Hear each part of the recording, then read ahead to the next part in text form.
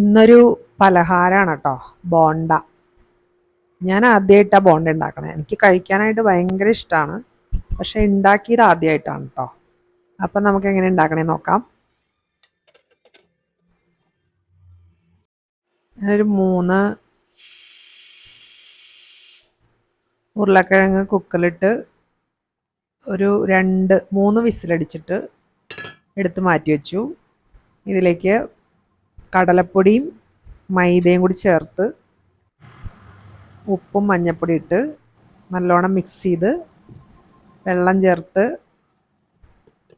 കുറച്ച് നേരം ഒന്ന് മാറ്റി വെച്ചു. കാര്യം എന്താ വെച്ച് കഴിഞ്ഞാൽ അതൊന്ന് കുതിർന്ന് കഴിയുമ്പോൾ നമുക്ക് ഇളക്കിയെടുക്കാൻ എളുപ്പമാണല്ലോ.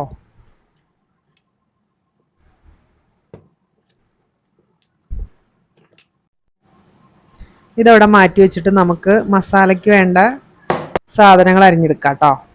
അപ്പം എന്തൊക്കെയാണെന്ന് വെച്ച് കഴിഞ്ഞാൽ ഒരു കഷ്ണം ഇഞ്ചി, സവാള, പച്ചമുളക്, 3-4 വെളുത്തുള്ളിയുടെ അല്ലി. അപ്പോൾ ഒരു പാത്രം അടുപ്പത്ത് വെച്ച് വെളിച്ചെണ്ണ ഒഴിച്ച് കടുക് പൊട്ടിച്ച് ഉഴുന്നുപരിപ്പിട്ട് പെരിഞ്ജീരകം ഒരു നുള്ളിട്ട് കൊടുത്ത് നല്ലോണം ഒന്ന് പൊട്ടിക്കഴിയുമ്പോൾ അരിഞ്ഞു വെച്ചിരിക്കുന്ന സാധനങ്ങളെല്ലാം കൂടി ഇട്ട് കൊടുക്കാം. കരിവേപ്പിലയും കൂടി ചേർത്തിട്ടുണ്ട്.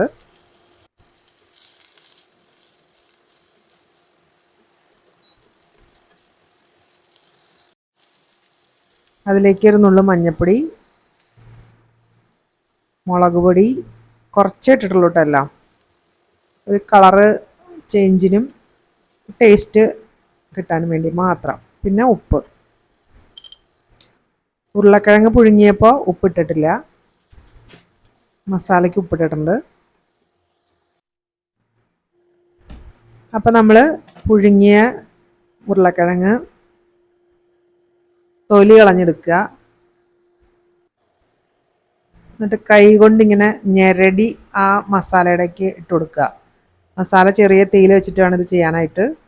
നല്ലോണം ഉടച്ച് കൈ കൊണ്ട് തന്നെ ഉടച്ചിട്ട് കൊടുക്കണം. അതിൽ ഒരെണ്ണം കേടായിരുന്നു 4 അതാണ് 3 എന്ന് ഞാൻ പറഞ്ഞത്. നല്ലോണം ഉടച്ച് ഒന്ന് മിക്സ് ചെയ്യുക.